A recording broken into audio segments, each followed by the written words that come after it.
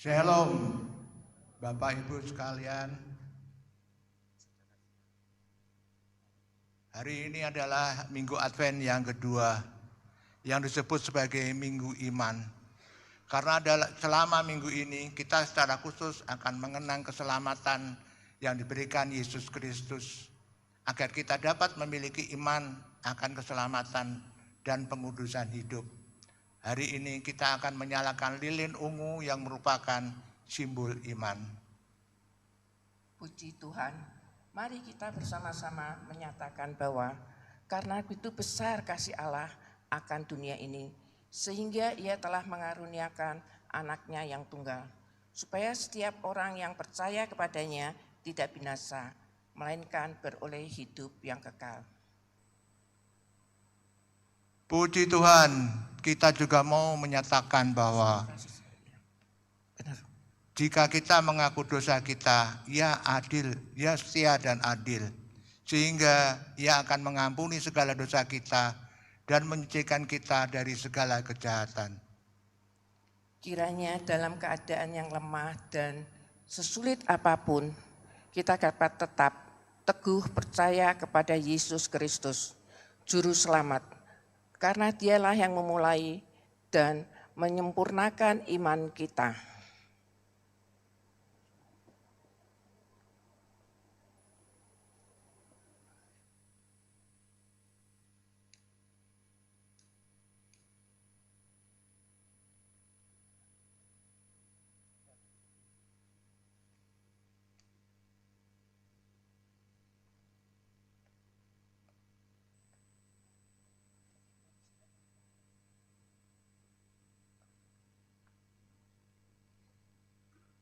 Shalom, selamat pagi jemaat yang dikasihi Tuhan. Kita bersyukur pada hari ini kita boleh bersama-sama kembali datang memenuhi undangan Tuhan untuk datang beribadah ke rumah-Nya. Mari kita bangkit berdiri, kita akan bersatu teduh sebelum kita memulai ibadah kita pada pagi hari ini.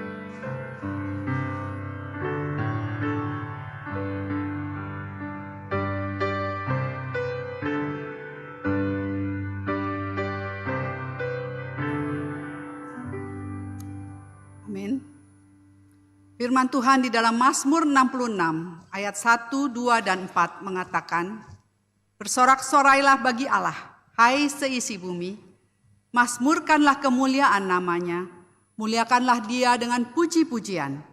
Seisi bumi sujud menyembahmu dan bermazmur bagimu, memazmurkan namamu."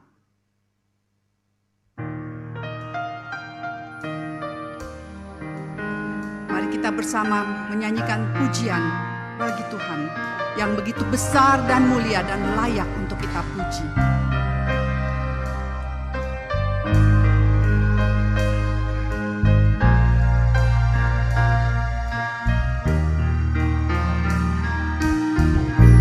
Nyanyi pujian bagimu, Tuhan, pujian bagimu. Namamu besar dan layak.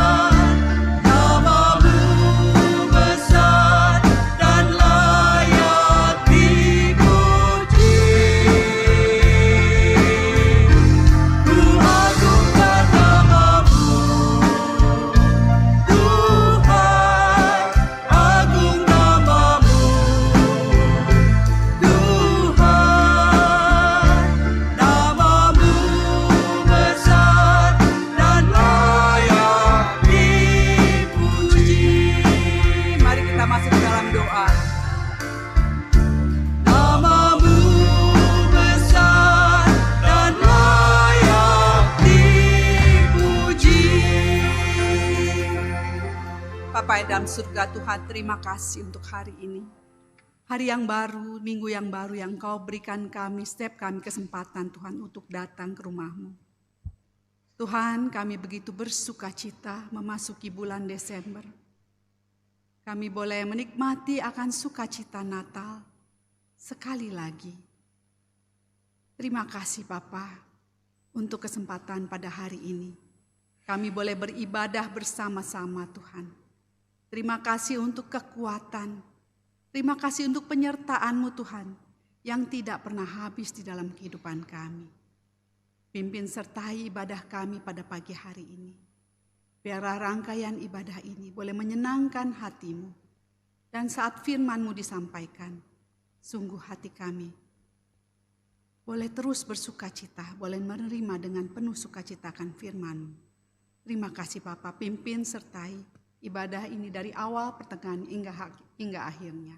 Terpuji Engkau selamanya. Dalam nama Tuhan Yesus kami berdoa dan mau bersyukur. Amin.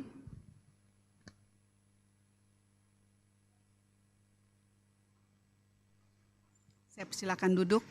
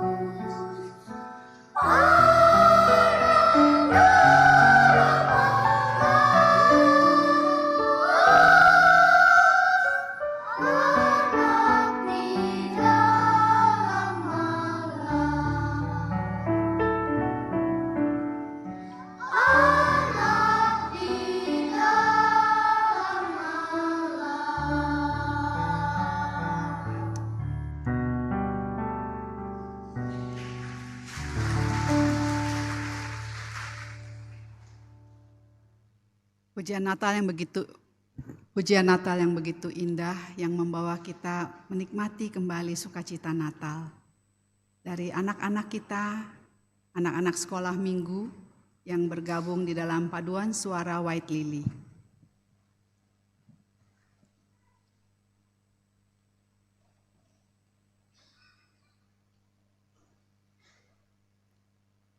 Pagi hari ini kita juga mau datang kembali ke hadiran Tuhan. Selama seminggu ini mungkin kita banyak menyakiti hati Tuhan, baik sengaja maupun tidak sengaja. Kita mau datang ke bawah kaki salibnya, kembali memohon pengampunannya. Tuhan begitu murah hati, ya setia dan adil buat kita yang mau mengaku dosa kita. Mari kita datang ke hadiratnya untuk memohon pengampunan dosa kita. Kita nyanyikan satu pujian di bawah salib Yesus.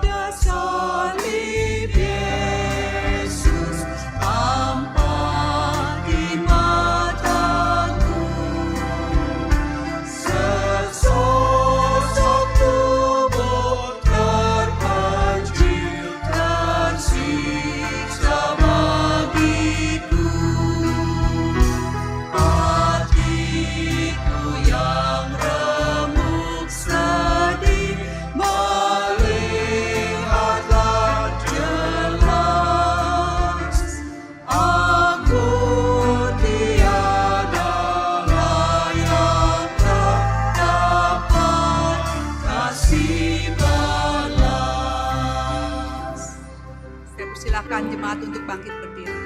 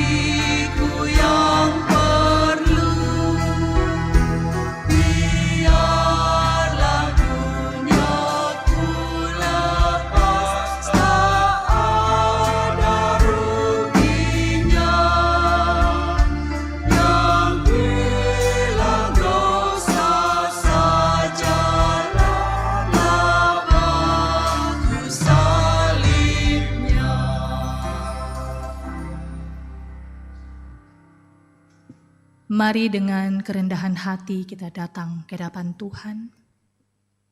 Sungguh kita adalah orang-orang yang dipenuhi oleh belas kasih Tuhan. Sehingga hari ini kita boleh mendapatkan jaminan keselamatan.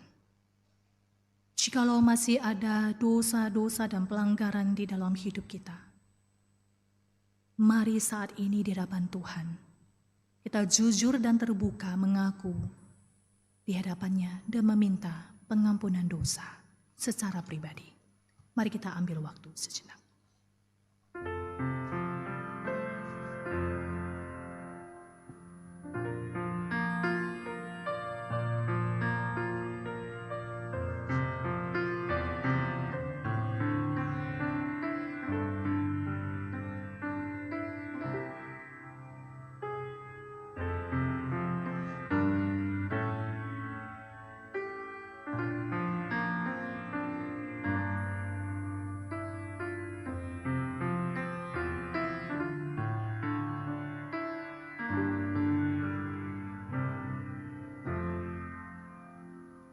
Ya Bapa di surga, sungguh kami adalah orang-orang yang sebenarnya layak Engkau murkai, namun tidak Engkau timpahkannya itu bagi kami. Semua itu sudah Engkau timpahkan di atas kayu salib melalui Tuhan Yesus Kristus yang sudah menebus segala dosa dan pelanggaran kami. Tuhan, hari ini kami boleh menikmati akan karya kasih-Mu. Itu semua hanya karena anugerah-Mu bagi kami. Siapalah kami ya Tuhan sehingga kami begitu berharga di mata-Mu. Tuhan, jikalau Engkau masih menemukan ada dosa-dosa dan pelanggaran-pelanggaran yang kami lakukan menyakiti hati Tuhan ataupun sesama kami, Tuhan, ampunilah kami. Kami adalah orang-orang yang membutuhkan belas kasih-Mu setiap hari ya Tuhan.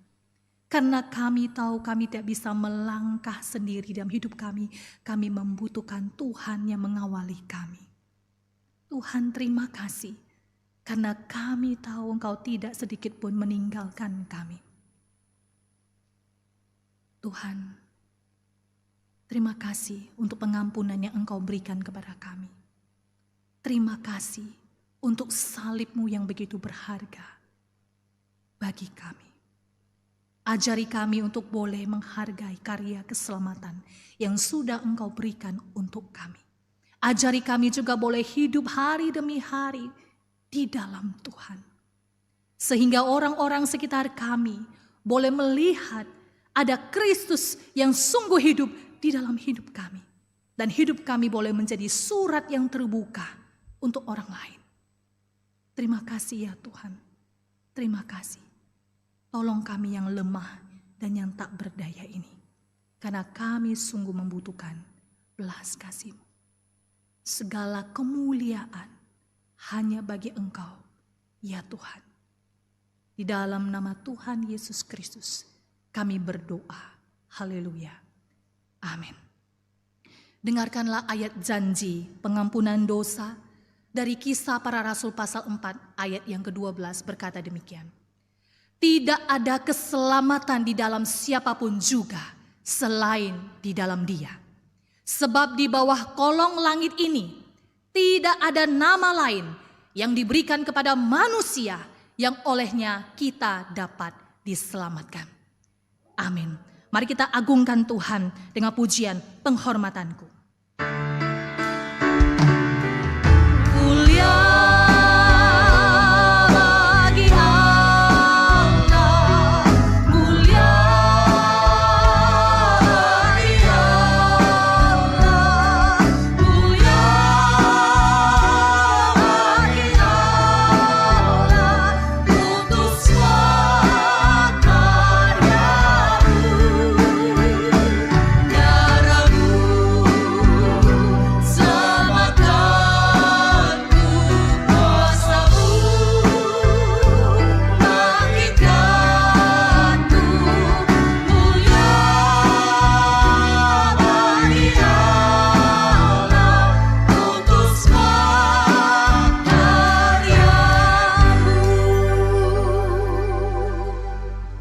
Bersama kita mengaku iman kita dalam pengakuan iman rasuli yang berbunyi demikian.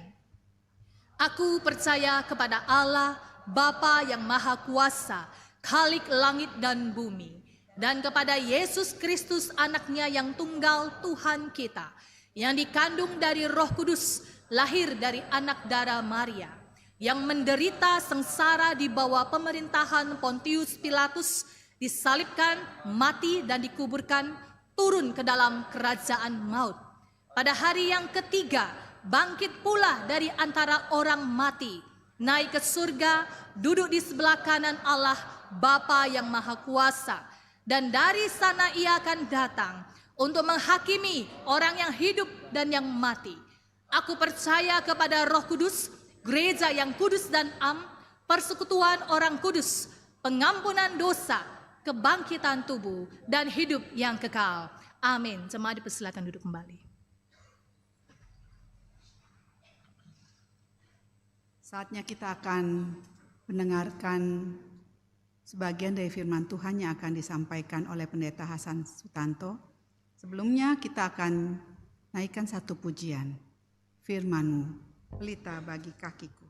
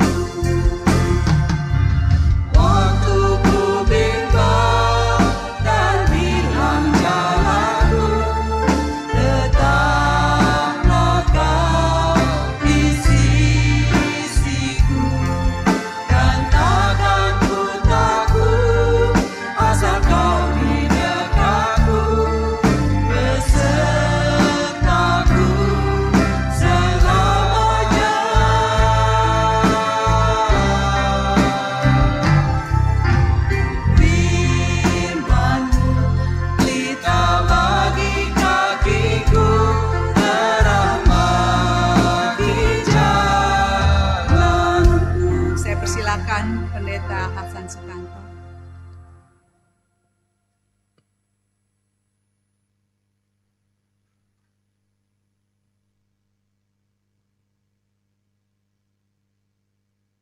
Terima kasih. Mari kita tundukkan kepala dan bersatu di dalam doa. Bapa yang bertakhta di dalam surga yang berkenan mengunjungi kami. Kepada Engkau sajalah kembali kami mengucapkan terima kasih Tuhan. Kami mohon Engkau sudi membuka hati kami, membuka telinga kami, agar kami boleh memahami, mendengarkannya dan menjalankan perintah Tuhan di dalam kehidupan kami masing-masing. Kepada Tuhan sajalah kami berharap dan kami yakin Engkau tidak akan mempermalukan kami. Demi Yesus Kristus kami berdoa. Amin. Saudaraku sekalian, hari ini kita akan bersama merenungkan sebuah tema yang berbunyi sukacita seorang hamba. Sudah tentu Lukas dan sudah tentu berkaitan dengan Maria. Tapi saya mau terus terang, tak kala saya menyanyi lagu yang terakhir ini, tak kala hatiku bimbang, pelita, itu firman Tuhan pelita bagi kakiku. Saya tergoda untuk memikirkan apakah Maria tidak pernah menangis. Jujur saya tergoda untuk memikirkan apakah Maria itu sepanjang hari sukacita. Tak kala dia harus ngungsi, tak kala harus berjuang. Kalau lagu yang tadi kita nyanyikan itu sudah dikubah pada abad pertama, salah satu yang mungkin menyanyikannya adalah Maria. Tapi hari ini kita membaca satu gambaran yang sangat berbeda, walaupun ada kalanya harus dari sisi lain. Yaitu Injil Lukas pasal pertama akan kita bacakan mulai dari ayat 46. Injil Lukas pasal pertama ayat 46, lalu kata Maria, jiwaku memuliakan Tuhan dan hatiku bergembira karena Allah juru selamatku. Sebab ia telah memperhatikan kerendahan hambanya, sesungguhnya mulai dari sekarang segala keturunan akan menyebut aku berbahagia. Karena yang Maha Kuasa telah melakukan perbuatan-perbuatan besar dan kepadaku, dan namanya adalah kudus. Dan rahmat-Nya turun-temurun atas orang yang takut akan Dia. Yang memperlihatkan kuasanya dengan perbuatan tangannya dan mencerai-beraikan orang-orang yang congkak hatinya. Yang menurunkan orang-orang yang berkuasa dari taktanya dan meninggikan orang-orang yang rendah. Yang melimpahkan segala yang baik kepada orang yang lapar dan menyuruh orang yang kaya pergi dengan tangan hampa. Yang menolong Israel hambanya karena Ia mengingat rahmat-Nya. Seperti yang dijanjikannya kepada nenek moyang kita, kepada Abraham dan keturunannya untuk selama-lamanya. Dan Maria tinggal kira-kira 3 bulan lamanya bersama dengan Elisabet, lalu pulang kembali ke rumahnya. Sekian pembacaan yang kita kutip dari terjemahan baru. Saudaraku sekalian, untuk menafsir bagian di dalam Injil Lukas, sesungguhnya ada beberapa hal yang harus kita perhatikan. Salah satunya adalah ragam sastra. Jadi ragam sastra apa yang kita tadi baca pada dasarnya adalah syair. Syair itu mempunyai paralelnya. Itu berarti Anda kalau melihat ayat pertama nanti harus lihat ayat kedua. Atau Anda melihat bagian A lalu melihat B, yang salah satunya yang sangat terkenal yang pasti biasanya dikhotbahkan menjelang hari Natal adalah kemuliaan bagi Allah di tempat yang maha tinggi. Kalau saya boleh usul, kemuliaan itu diganti jadi pujian. Doksa, bahasa Ibrani itu diganti pujian. Lalu, terjemahan TB dan, mungkin lalu lebih baik. Karena ada yang di depan itu, lalu berikutnya adalah damai sejahtera di antara manusia. Nah, saudara mungkin sudah bisa hafal. Lebih baik diterjemahkan yang disenangi Allah. Jadi saudara, kalau kita bicara mengenai Mazmur, kita bicara mengenai syair, itu indah saudaraku, bukan saja artinya bagus. Bahkan kalau dibacakan dengan nyaring itu berpantun-pantunan. Tapi Injil Lukas yang hari ini kita akan pelajari paling tidak 2 hal. Yang satu adalah motifnya. Motif, saudara pakai batik kan ada motif. Itu batik. Yang motif di sini adalah literatur, literasi. Yang berkaitan dengan tema yang muncul berulang kali, itu motif. Contohnya di dalam Injil Lukas, datanglah. Nah, misalnya ada gembala. Datang kepada gembala, malaikat bukan kepada mereka yang kaya, yang berkuasa. Bahkan tanda petik orang-orang saleh di bait Allah. Tidak ada orang saleh di bait Allah. Bukan kepada imam, bukan kepada imam besar. Atau misalnya Anda loncat ke belakang, Injil Lukas pasal 19, lalu ada Sakius. Yang postur tubuhnya pendek, lalu dia panjat pohon. Itu orang mungkin lebih baik daripada orang-orang yang mengatakan dirinya baik loh. Sebab melalui apa yang dia katakan, kalau saya menipu siapapun juga, saya mengganti 4 kali lipat. Kalau dia punya 100 juta, habis 50 kan. Lalu dia menolong yang miskin dan segala macam.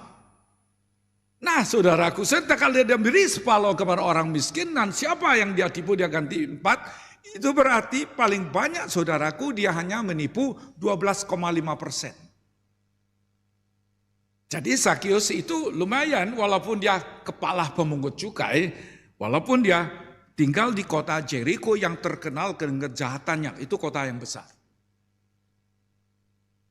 Jadi saudaraku, motif di sini juga muncul karena Maria itu sesungguhnya adalah seorang wanita yang sederhana, yang sangat mungkin bukan dari keluarga yang kaya.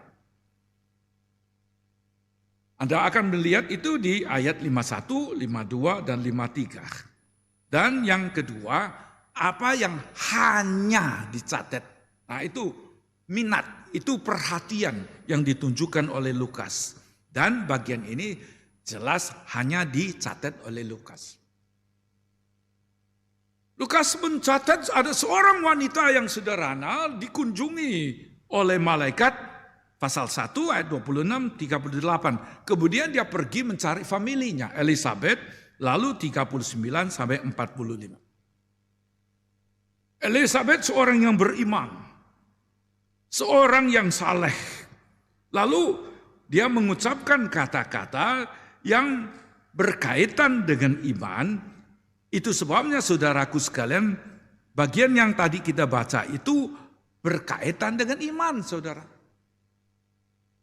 Itu berarti ada sesuatu yang sangat penting di dalam sukacita seorang wanita.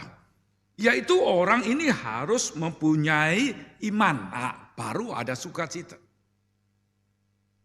Itu sebabnya saudaraku sekalian kita membaca pasal yang pertama ayat 45 dikatakan, dan berbahagialah yang telah percaya, sebab apa yang dikatakan kepadanya dari Tuhan akan.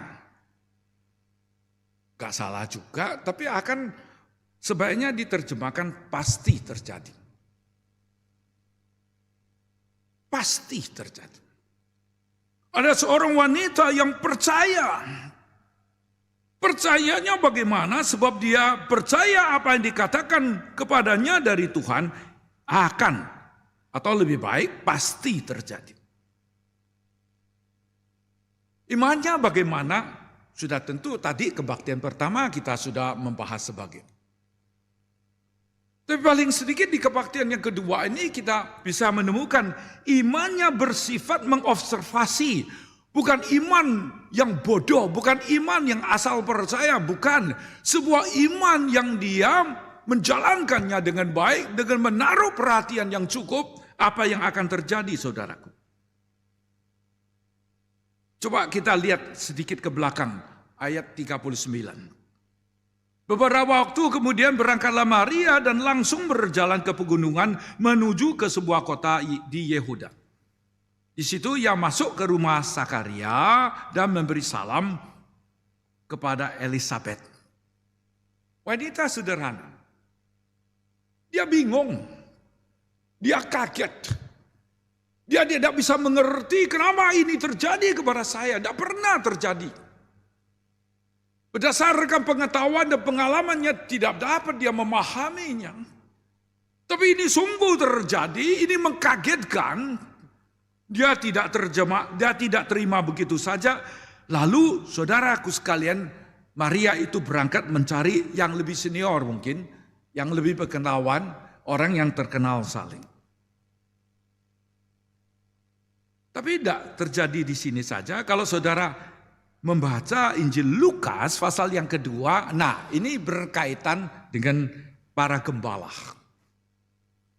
Sampai ke ayat 18, dan semua orang yang mendengarnya heran tentang apa yang dikatakan gembala-gembala itu kepada mereka. Tetapi Maria menyimpan segala perkara itu di dalam hatinya dan merenungkannya. Saudaraku sekalian, kita suka mendengar. Maaf saudara, dengan canggihnya teknologi, gosip saudaraku itu yang paling laku. Banyak hal yang membuat kita goncang. Jarang mau kita mendengar perkataan dari orang yang baik atau mendengarkan kabar yang baik. Tak kala kita mendengar yang baik, Tak kala kita diberi nasihat, tak kala kita melihat sesuatu yang luar biasa, nanti dulu saudara, Maria memberi kita sebuah contoh menyimpan segala perkara itu. Hebat bukan? Luar biasa bukan? Ini ada gembala yang diberi petunjuk datang. Dia simpan semua perkara itu dalam hatinya dan merenungkannya. Tidak berhenti di sini saudaraku, 12 tahun kemudian. Itu sudah pasal kedua ayat 51. Tuhan Yesus sudah menginjak usia tanda petik dewasa. Anak hukum. Istilahnya itu adalah miswah. Kalau yang putri 11. Bar, putra hukum. Dan Anda tahu semua cerita itu. Kemudian di ayat 51, lalu ia pulang bersama-sama mereka ke Nazaret dan dia tetap hidup dalam asuhan mereka. Dan ibunya menyimpan semua perkara itu di dalam hatinya. Sudah tentu itu perkembangan di belakang. Tapi saya ingin mengatakan iman Maria itu bertumbuh. Bukan satu kali langsung dewasa, enggak. Ada iman yang bertumbuh di dalam hatinya karena dia mau menaruh perhatian.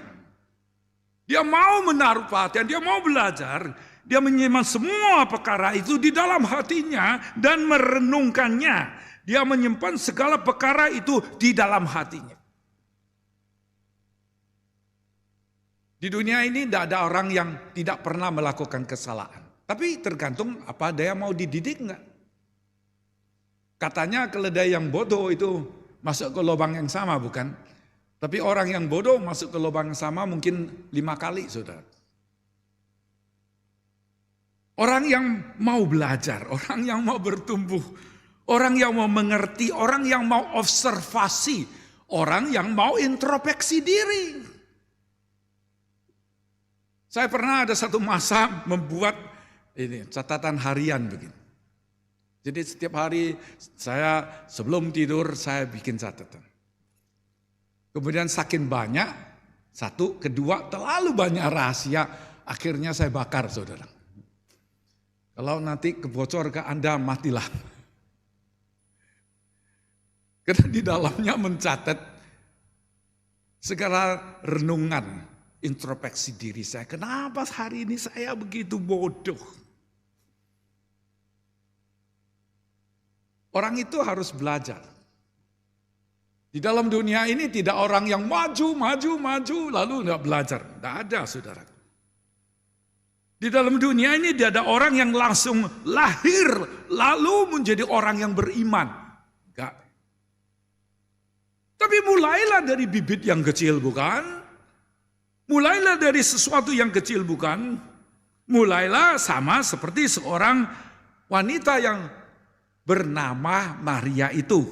Dan dia mau maju saudara. Maju ke mana saudaraku? Maria siap menderita. Tugas ini besar teman. Tugas ini besar. Maria sendiri tahu saudaraku di ayat 49 dia mengatakan sebab ia telah memperhatikan kerendahan hambanya. Saya ini rendah. Bukan orang kaya, bukan posisi tinggi di dalam masyarakat. Saya ini rendah. Saya ini hambanya. Sesungguhnya mulai dari sekarang segala keturunan, lebih baik diterjemah generasi, akan menyebut aku orang yang diberkati. TB, nanti TB2 juga begitu, suka pakai berbahagia. Berbahagia itu suasana hati. Orang yang suasana hatinya baik itu belum tentu diberkati. Tapi orang yang diberkati, mempunyai berkat yang besar, yaitu dia jadi berkat bagi orang lain. Orang yang diberkati itu adalah orang yang bahagia. Tapi orang yang bahagia belum tentu orang yang diberkati. Orang yang diberkati adalah orang yang bahagia karena di dalam hidupnya dia menjadi seorang yang berguna bagi orang lain. Pada dasarnya saya pada usia 45 tahun sudah ada jabatan, saudara. Saya sekarang usianya masih muda, cuma 73. Mulai usia 45 tahun, pada dasarnya saya sudah ada jabatan. Jadi ya terserah Anda. Tapi saudaraku sekalian, saya senang karena mulai usia 45 itu saya boleh belajar. Karena saya memang nggak tahu saudaraku, saya belajar, saya bukan back to the theology, no, I back to the Bible. Mana ada teologi yang dibangun tanpa Alkitab? Saya kembali ke Alkitab. Saya mau mengajar kita menjadi orang yang diberkati, bukan berbahagia. Saya mau memberitahu di dalam hidup Anda dan saya, kita ini harus menjadi orang yang diberkati. Anugerah sama berkat itu beda loh. Siapa yang di antara kita yang berat badannya 100 kilo, 1 kuintal? Orang itu pasti kelebihan anugerah, saudara. Orang tidak punya makan, dia makan terus. Jadi anugerah itu jadi berkat bagi dia. Enggak, tanya dia, saudaraku. Tadi pasti dia naik pakai lift. Enggak bisa jalan kaki naik, saudaraku. Badannya sudah 100 kilo. Anugerah tidak menjadi berkat di dalam hidupnya. Anugerah kalau menjadi berkat di dalam hidup kita, nah anugerah itu apa? Anugerah itu pemberian Allah, itu anugerah. Apa itu berkat? Berkat adalah pemberian Allah yang bermanfaat di dalam hidup Anda. Itu berkat. Jadi jangan terlalu senang kalau anugerah saudara terlalu banyak. Maaf loh saudaraku, nanti timbangan badannya 100 kilo. It's not good for you. Tapi bersyukurlah kalau Anda adalah orang yang diberkati oleh Tuhan. Karena yang Maha Kuasa telah melakukan perbuatan-perbuatan besar kepadaku. Dan namanya itu dihormati sebagai yang kudus, yang sakral. Ini seorang wanita sederhana, saudaraku. Dan dia siap untuk menerima sebuah tugas yang besar. Seberapa besar? Maafkan saya nggak bisa melukiskannya. Sekarang ini ada berapa orang yang merayakan hari Natal? Siapa yang tahu? Saya nggak tahu. Anda bisa bayangkan saudaraku, ada seorang wanita yang sebentar akan melahirkan seorang anak. Global, seluruh dunia. Tidak bisa terhitung jumlahnya, itu yang akan merayakan kelahirannya. Tidak bisa dibayangkan saudara. Jadi saudaraku sekalian, sukacitanya lahir dari sebuah iman yang siap menerima sebuah tugas yang besar. Yang sebenarnya tidak lama setelah itu, Anda baca 34-35, Simeon itu datang lalu memberikan kepada dia salam berkat kepada dia. Bukan memberkati ya, salam berkat. Saya selidiki semua kata berkat. Ini kategorinya memberi salam berkat.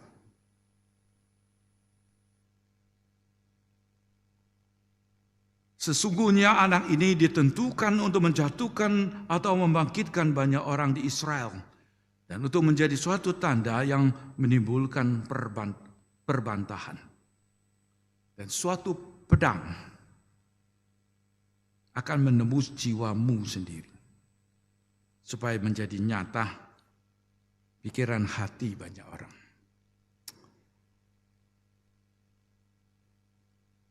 itulah menderita. Penderitaan itu panjang, saudaraku. Dan wanita ini kemudian hari akan mengofasirkan perkembangan itu semua.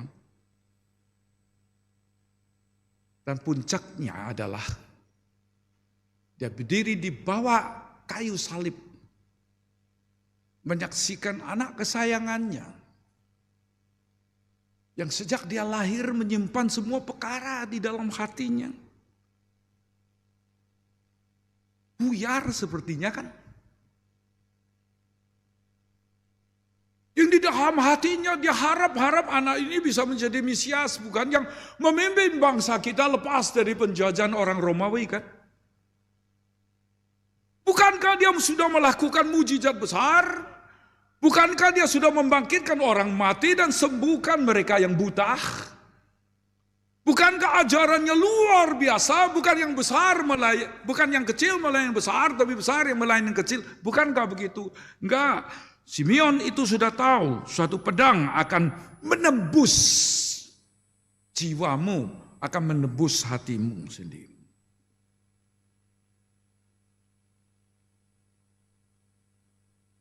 Maria nangis gak kira-kira? Tak kala jalanku hilang. Tak kala arah saya tidak tahu kemana. Tak kala aku jalan sendirian. Tak kala sepertinya sedikit harapan pun sudah hilang. Yesus, anakku yang kau kasihi, benar-benar sudah mati loh. Dia sudah benar-benar mati. Tubuhnya diusung, dibawa ke dalam kubur. Kalimat ini bukan koma, titik. Suatu pedang akan menembus jiwamu sendiri. Itulah iman observasi, dan ini imanlah siap yang menderita. Ada dua tugas yang luar biasa yang diberikan kepada dia, tapi dia berkata, jiwaku itu bersukacita, saudara. Kenapa demikian? Karena imannya mengenal Allah sebagai juru selamat. Tadi saya sudah singgung, saudaraku sekalian, ini adalah sebuah syair yang kalau Anda bandingkan dengan versi yang lain langsung ketemukan ada perbedaan. Tadi kebaktian pertama sudah jelas perbedaannya. Jiwaku memuliakan Tuhan. Lalu terjemahan bahasa Tionghoa, rohku bergembira karena Allah juru selamatku. Tapi ya sudahlah, saya kira hatiku kita boleh terima. Tapi ini paralel. Ini yang saya ingin tegaskan. Ini syair. Ini ada kepalerelannya. Maria berkata, jiwaku, hatiku, jiwaku, rohku. Bukan mulut bibir, bukan apa yang diaksikan di luar. Dari benak hatiku yang sedalam-dalamnya. Dalam hati saya yang sedalam-dalamnya, aku ingin memuliakan, aku ingin menghormati Tuhan sebagai yang mulia. Hatiku bergembira karena Allah. Siapakah Allah? Juru selamatku.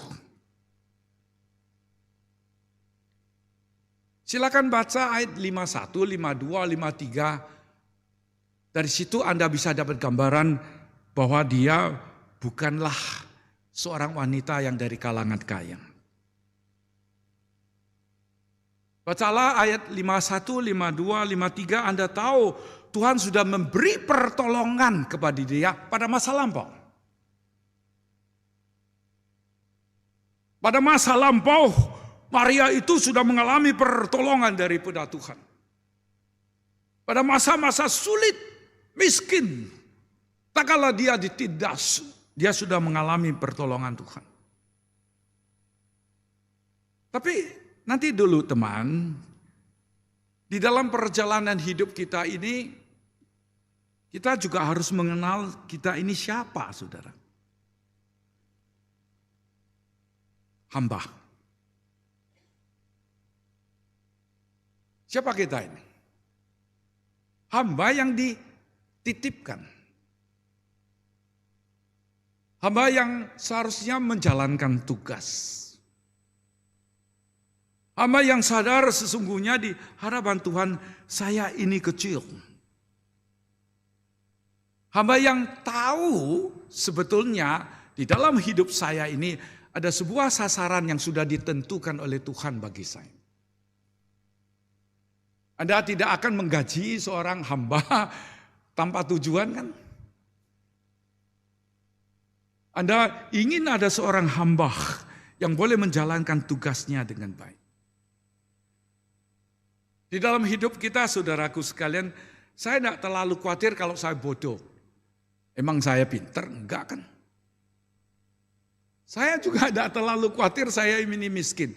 Maafkan saudaraku, yang atas bawah, siapa yang bilang dia kaya? Kalau Elon Musk aja tidak dibilang kaya, kalau Bill Gates aja tidak klaim dia kaya, siapa yang dikatakan klaim kaya? Kalau Warren Buffett aja tidak mengaklaim dia kaya, berapa banyaknya duit Warren Buffett? Saya nggak tahu. Tapi dana yang dia kelola 780 M.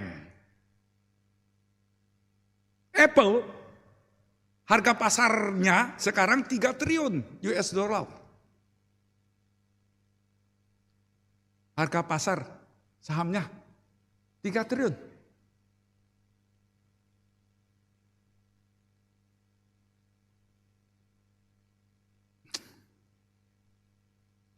Saya mengenal diri saya. Tapi saya lebih mengenal bahwa Allah sang pencipta juru selamatku tidak membiarkan aku jalan sendiri kan. Bukankah di dalam perjalanan saya boleh sadar kepadanya dan tahu semua kesulitan ada tujuannya. Dan semua yang lancar itu ingin mencapai suatu sasaran yang mulia. Itu sebabnya saudaraku sekalian, kehidupan manusia ada satu pelajaran yang sangat penting, yaitu membedakan apa yang penting dan apa yang kurang penting. Kalau Anda dan saya itu bisa mementingkan yang penting dan kurang pentingkan yang kurang penting, kita sudah adalah orang yang bijaksana. Dan itu sebabnya saya pada usia 45 tahun, saya sudah mau cari yang penting. Saya sudah tahu saya tidak mau menjadi seorang manusia yang menyesal waktu saya tua. Saya ingin cari yang penting. Tuhan kasihan saya siapa? Bodoh. Tapi saya mau cari yang penting. Saya ingin melakukan sesuatu yang betul menyenangkan hati Tuhan. Saya mau mencari sesuatu yang sebetulnya di dalam usia saya, di dalam umur saya bisa berapa panjang sih? Kalau saya bisa berusia 120 tahun, maafkan, membosankan loh saudaraku. Masa mau hidup sampai 120 tahun? Bosan. Saya kunjungi seseorang yang usianya lanjut. Dia ngomong sama saya ini bingung kenapa saya kok usianya begitu panjang gitu. Sebelum saya pindah dari kota Malang ke Jakarta, saya teringat kepada seorang kawan lama usianya 103. Lalu istri saya kasih tahu saya, ayo kita rayakan hari ulang tahunnya. Lalu kami berdua beli kue ke situ. Sampai situ sepi. Orang semua lupa. Anda kalau sudah merayakan hari ulang tahun 102 kali, bosan kan? Jadi tidak ada. Jadi anak cucu menantu, loh iya hari ini hari dia ulang tahun loh. Membosankan loh. Jadi hari itu kami merayakan hari ulang tahunnya. 1 bulan kemudian, dia dipanggil Tuhan. Hari itu dia masih ngantar kami sampai ke depan pintu, saudaraku. Ada yang siap mau hidup sampai 103 tahun?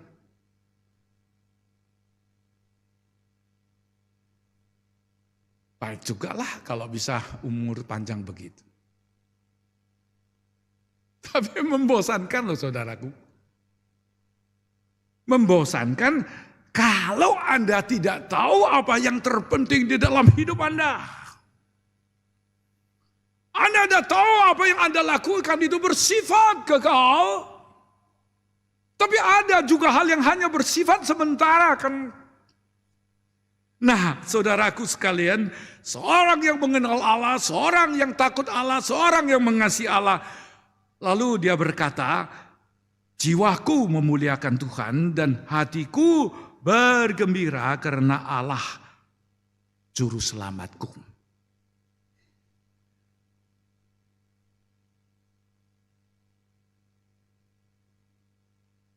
Saya harap Anda mempunyai sukacita. Karena itulah ucapan Merry Christmas. I wish you a very, very joyful Christmas. Merry Christmas. Tapi dasarnya apa? Kalau Maria adalah hamba, saya adalah hamba, apakah Anda bukan hamba? Apakah kita mempersiapkan diri? Apakah Anda dan saya sadar ada tugas yang berat? Apakah Anda dan saya tahu bahwa di dalam hidup ini kita harus membedakan apa yang penting dan kurang penting? Yang jelas Maria mengenal siapakah juru selamatnya. Dia yakin saudaraku sekalian ada berkat besar yang akan diberikan oleh Tuhan.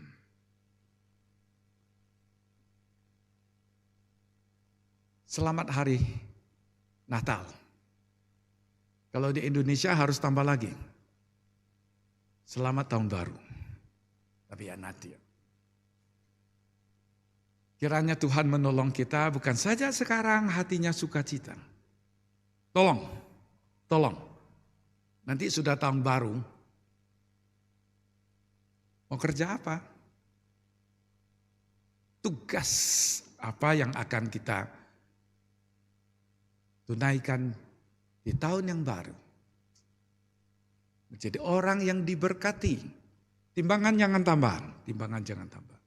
Tolong ya, yang sudah 89, 97, tolong turun. Itu cuma anugerah, belum jadi berkat tuh. Yang penting saudaraku, Anda diberkati, saya diberkati dengan tujuan menjadi berkat bagi orang lain. Itulah sukacita.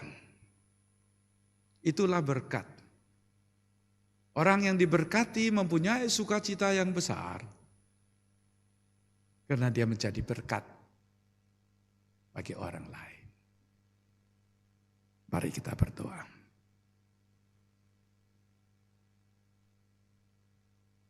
Tuhan, siapakah kami ini sehingga mengklaim bahwa kami mengenal firman. Tuhan, siapakah kami ini sehingga kami berani membanding-bandingkan diri dengan Maria yang sudah melakukan begitu banyak bagi Tuhan. Itu sebabnya Tuhan, ampunlah segala kesalahan kami. Berilah kami kekuatan yang cukup untuk sedikit mengenal firman-Mu dan beri kami kekuatan yang cukup untuk menjalankan petunjuk Tuhan di dalam hidup kami. Kasihan kami Tuhan. Dengarlah doa kami Tuhan.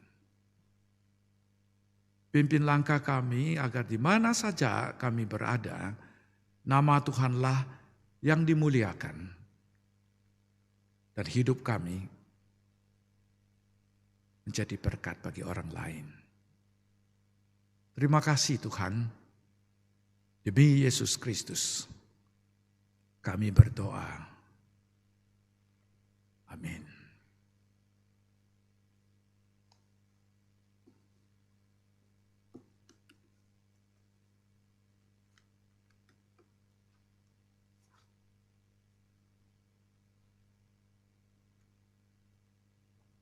Bapak Ibu sekalian, bersyukur firman Tuhan kembali mengingatkan kita untuk menjadi hamba yang penuh bersukacita.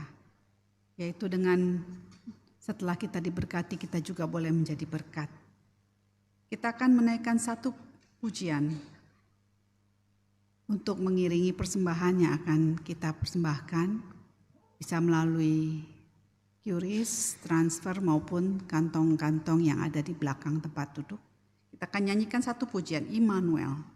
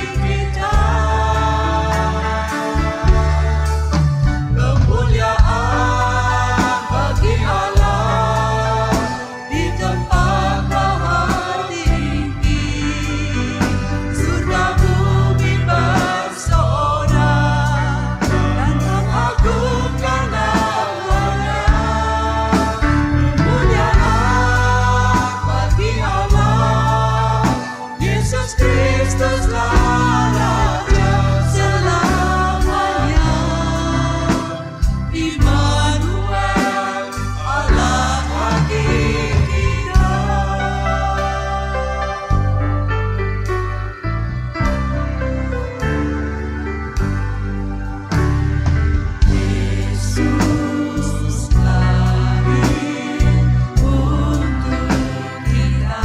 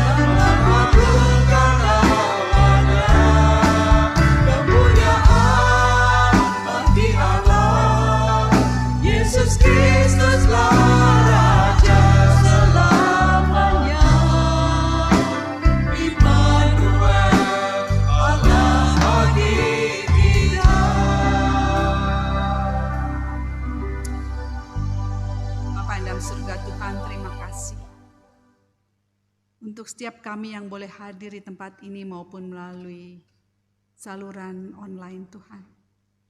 Tuhan terima kasih kalau di siang hari ini kami masih boleh diberi kesempatan untuk mendengarkan firman-Mu Tuhan yang sekali lagi boleh mengingatkan kami. Sebagai hamba-hamba-Mu kami patut bersukacita karena Engkau telah mengorbankan diri-Mu datang ke dunia ini Tuhan. Dan biarlah kami juga tidak hanya mau terus diberkati, tapi kami juga boleh menjadi berkat bagi orang lain dalam banyak hal. Bapa terima kasih untuk kesempatan pagi hari ini kami juga boleh mempersembahkan apa yang sudah Engkau berkati dalam kehidupan kami. Tuhan terima kasih. Biarlah Tuhan kami juga boleh belajar untuk mempersembahkan tenaga kami, waktu kami, bahkan hidup kami Tuhan. hanya bagi kemuliaan nama-Mu. Engkau berkati setiap persembahan ini, dan biarlah Tuhan Engkau pakai hanya untuk kemuliaan nama-Mu. Terima kasih Bapa, terpuji Engkau selamanya. Dalam nama Tuhan Yesus kami berdoa dan bersyukur. Amin. Saatnya berita pengembalaan. Selamat pagi Bapak Ibu, saudara yang dikasihi Tuhan. Puji Tuhan, kita boleh mendengar firman Tuhan pada Natal ini. Bagaimana kita bisa bersuka cita bersama. Terima kasih untuk Pendeta Hasan yang sudah menyampaikan firman Tuhan. Saya juga ingin menyambut kehadiran saudara yang baru pertama kali datang beribadah di tempat ini. Apakah ada? Silakan acungkan tangan saudara kalau ada. Sebelah kiri saya, oh ya ada, puji Tuhan. Di atas, oh ya ada di atas, puji Tuhan. Ada lagi? Baik. Bagi saudara-saudari yang baru pertama kali beribadah di tempat ini, dengan senang hati kami menyambut kehadiran saudara. Kiranya minggu berikutnya kita bisa beribadah bersama di tempat ini. Saudara-saudara, Subbidang Diakonia bekerjasama dengan Palang Merah Indonesia akan mengadakan kegiatan donor darah pada hari ini. Tadi sudah dimulai dari pukul 9.30 sampai pukul 12.30 di lantai 1. Bagi jemaat yang ingin mengikutinya dapat langsung mendaftarkan diri setelah selesai ibadah ini. Dan kalau Bapak Ibu setelah selesai ibadah jangan langsung turun ke bawah ya. Saudara jangan langsung ke basement maksud saya. Bisa ke lobi, saudara bisa bersama-sama mendengarkan pujian melalui caroling yang ada di lobi. Setelah selesai kebaktian ini, mari kita bersama-sama mendengarkan warta dalam bentuk rekaman berikut ini. Kebaktian malam Natal akan diadakan pada hari Minggu tanggal 24 Desember 2023 jam 5 sore di ruang ibadah lantai 4. Dengan pembicara evangelis Freddy Leo dengan tema The Servant King from Heaven, Serving Servant, hamba yang melayani. Kebaktian Natal akan diadakan pada hari Senin tanggal 25 Desember 2023 jam 10 pagi di ruang ibadah lantai 4 dengan pembicara Lause Chumingkang dengan tema The Servant King from Heaven, Immanuel, Allah yang menyertai. Kebaktian doa diadakan pada hari Rabu tanggal 13 Desember 2023 jam 7 malam di ruang persekutuan 2 lantai 2. Kebaktian dilakukan secara hybrid dengan pembicara Guru Injil Philip dengan tema Peace. Kami mengundang jemaat untuk hadir atau dapat mengikutinya melalui Zoom meeting. Masa pandemi telah kita lewati bersama. Bersyukur atas pertolongan Tuhan yang telah menolong dan menyertai kita dalam melewati masa yang tidak mudah ini. Dalam memasuki tahun 2024 yang penuh dengan berkat Tuhan, mari kita kembali beribadah bersama-sama di gereja Tuhan. Oleh karenanya, seluruh jemaat diharapkan dapat hadir di gereja untuk beribadah kepada Tuhan. Link YouTube akan tetap disediakan dan diperuntukkan khusus bagi jemaat yang sakit dan tidak dapat hadir di gereja. Untuk mendapatkan link tersebut, jemaat dapat menghubungi tata usaha. Kiranya kesempatan beribadah bersama semakin menumbuhkan cinta kita kepada Tuhan yang telah mengasihi kita. Tuhan Yesus memberkati. Pemahaman Alkitab dalam bahasa Indonesia spesial Natal akan diadakan pada hari Selasa tanggal 12 Desember 2023 jam 6.30 sore dengan pembicara Pendeta Wilson Suwanto dengan tema Natal, The Second Adam. Persekutuan Komisi Wanita diadakan pada hari Jumat tanggal 15 Desember 2023 jam 10 pagi. Persekutuan dilaksanakan di lantai 2 dengan pembicara Guru Injil Rebecca dengan tema Melupakan yang di belakang, menyongsong yang di depan. Kami mengundang jemaat wanita untuk dapat hadir. Klinik Hidup Baru memberikan promo voucher paket khusus Natal. Minggu yang akan datang akan ada booth dari Klinik Hidup Baru di lobi lantai 1. Keterangan lebih lanjut dapat diperhatikan dalam warta PDF di WA Channel atau di aplikasi gereja. Bidang ibadah memberikan kesempatan kepada jemaat untuk terlibat dalam memberikan persembahan bunga mimbar berupa bunga segar dalam kebaktian umum periode tahun 2024. Jemaat dapat mengisi formulir persembahan bunga mimbar di papan pengumuman lobi lantai 1 atau dapat menghubungi tata usaha. Kita bersyukur berkat Tuhan senantiasa diberikan kepada kita, dan kita percaya bahwa berkat Tuhan akan dilimpahkan pada tahun 2024. Sebagai wujud syukur kita, mari dengan setia kita memberikan persembahan kepada Tuhan. Oleh sebab itu, gereja akan menyediakan buku persembahan bagi jemaat. Buku akan dibagikan pada tanggal 17 Desember dengan terlebih dahulu mengisi formulir yang akan dipandu oleh Pendeta Bambang pada hari Minggu yang akan datang.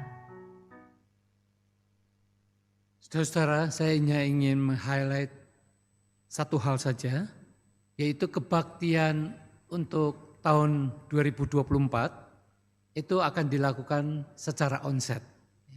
Jadi link tidak akan diberikan atau diwartakan di dalam WA channel, tidak akan diwartakan. Tetapi bagi mereka yang sakit, yang tidak bisa hadir, membutuhkan khusus, silakan saudara bisa menghubungi TU gereja atau kepada hamba Tuhan. Ya. Kami menghimbau seluruhnya bisa hadir secara onset. Ini bukan hanya Kebayoran Baru saja, tapi ini adalah kebijakan seluruh GKY di manapun berada. Ya. Baik, saya undang kita untuk bangkit berdiri. Saudara-saudara, mari kita memuji Tuhan dengan lagu Lingkupiku.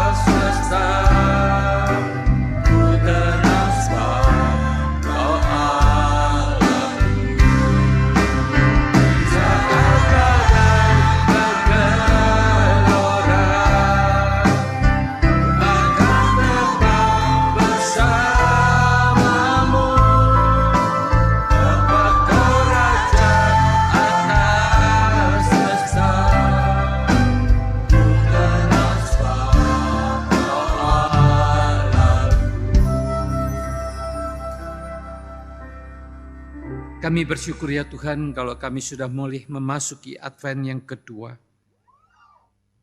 Itu berarti tidak lama lagi kami akan merayakan Natal. Kami berdoa Tuhan supaya di dalam masa-masa menjelang Natal sampai pada hari Natal, Tuhan sendiri yang akan terus memberikan keamanan baik di negara Indonesia maupun di seluruh dunia bagi gereja-gereja Tuhan. Biarlah Tuhan jaga lindungi. Kami juga berdoa untuk setiap umat Tuhan, sungguh boleh menyambut Natal dengan sukacita, dengan damai sejahtera, dengan berkat Tuhan. Kami juga menyerahkan Tuhan supaya Natal di tempat ini sungguh boleh menjadi satu ibadah yang berkenan kepada Tuhan, yang memuliakan Tuhan. Kami menyerahkan untuk seluruh persiapan di dalam acara Natal. Tuhan yang memberkati. Kami juga berdoa ya Tuhan untuk liburan pada tahun ini. Kami berdoa untuk setiap jemaat kami yang sedang berlibur. Tuhan tetap menjaga, melindungi, memberikan kesehatan, khususnya di tengah-tengah maraknya paparan COVID. Kami berdoa biar Tuhan yang menolong. Juga biar mereka dengan hati yang penuh sukacita tetap mengingat akan ibadah Natal dimanapun mereka berada. Kami juga berdoa ya Tuhan untuk keluarga yang sedang sakit, untuk mereka yang harus menjalani operasi, mereka yang pasca operasi, mereka yang menderita penyakit yang kronis, baik itu untuk masalah ginjal, jantung, stroke, dan penyakit lainnya. Tuhan tolong hibur, kuatkan di dalam masa-masa Natal ini. Mereka tetap bisa mendapatkan damai sejahtera dari Tuhan dan sukacita di dalam hidup mereka. Kami juga berdoa Tuhan kiranya Engkau yang menyembuhkan sakit penyakit dari saudara-saudara kami ini. Kami juga berdoa Tuhan untuk pemilihan majelis pada tahun depan. Tuhan biarlah yang menolong supaya majelis yang akan dipilih adalah majelis yang sungguh-sungguh merupakan orang-orang yang Tuhan mau pakai. Baik di gerejamu di mana saja, Tuhan berkati untuk keluarganya, Tuhan berkati di dalam pekerjaannya, Tuhan berkati di dalam kesehatannya, dan juga di dalam pelayanannya. Kami menyerahkan juga untuk pemilu pada tahun depan. Tuhan berkati supaya masa-masa kampanye dan sampai pada hari H pemilu, serta pasca pemilu, kiranya keamanan negara kami tetap terjaga dengan baik. Tuhan jaga lindungi masyarakat Indonesia. Di dalam nama Tuhan Yesus kami berdoa. Amin. Saudara, berdoa berkat akan disampaikan oleh Pendeta Hasan. Mari kita menyanyikan doksologi.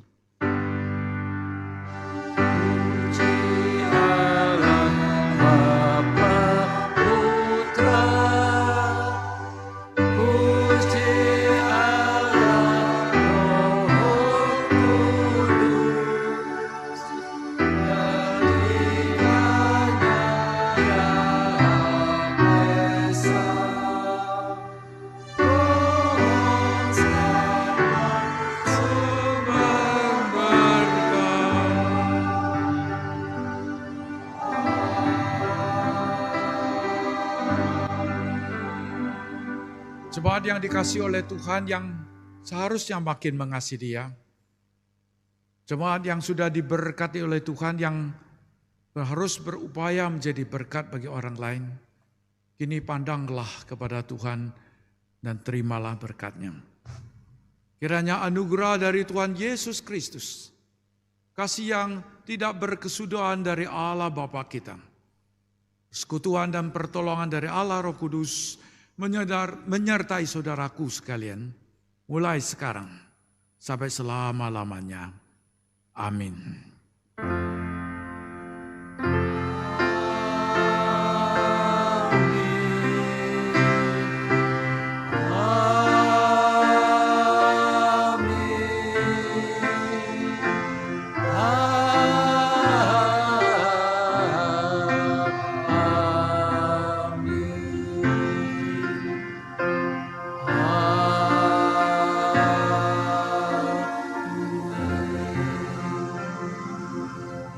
Silakan duduk, doa teduh.